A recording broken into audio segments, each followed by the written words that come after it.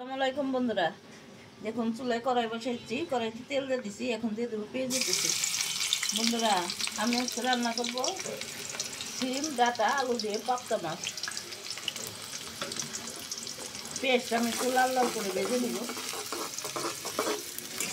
বন্ধুরা, আমাদের এলাকায় গ্যাস থাকে না, এর জন্য ঠিক মতো ভিডিও বানাইতে পারি না। কোনো রকম রান্না বান্না করে খাই, শরীরেও খুব একটা ভালো না। বেশ কিছুদিন পর আজকে ভিডিও বানাইতে আসলাম। দিয়ে দিব পেঁয়াজ, রসুন, আদার পেস্ট।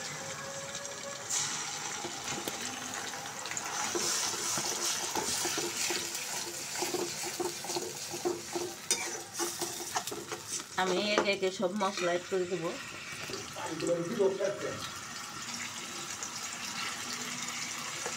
পানি অ্যাড করে দিয়ে মশলাটা কষাই নেব।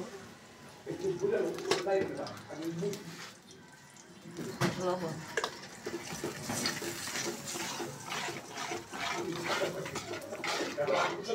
বন্ধুরা, মশলাটা ভালো করে কষিয়ে নেব, মশলা তেল ছেড়ে দেওয়ার আগ পর্যন্ত।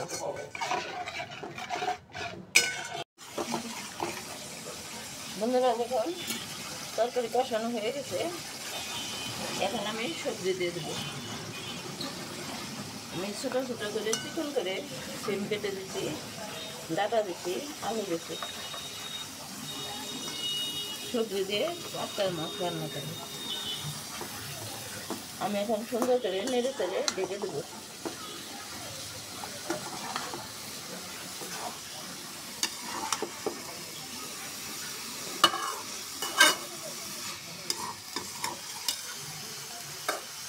বন্ধুরা, তরকারি কষানো হয়ে গেছে, এখন ঝোলের পানি দিয়ে দিবে।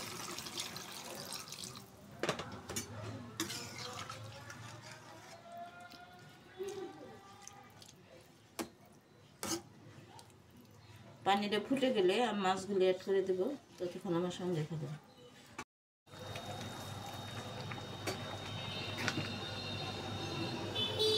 বন্ধুরা, আমি কিছুটা ধন্যবাদ এখন অ্যাড করে দিলাম, আর মাছ দিয়ে দেবো বাকিটা।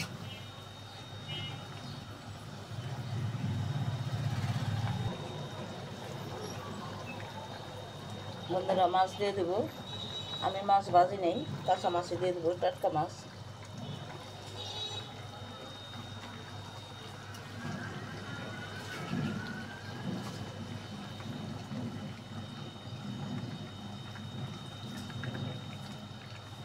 দেখুন আমার রান্না কমপ্লিট। বন্ধুরা, আমার পাবদা মাছ রান্না যদি ভালো লেগে থাকে, সিম, ডাঁটা, আলু দিয়ে আপনারা এইভাবে রান্না করে খাবেন। আর আমার ইউটিউব চ্যানেলকে সাবস্ক্রাইব করবেন, লাইক দিবেন, কমেন্ট করবেন। ফেসবুক চ্যানেলকে লাইক দিবেন, কমেন্ট করবেন, শেয়ার করবেন। এখন আমি নামিয়ে পরিবেশন করব।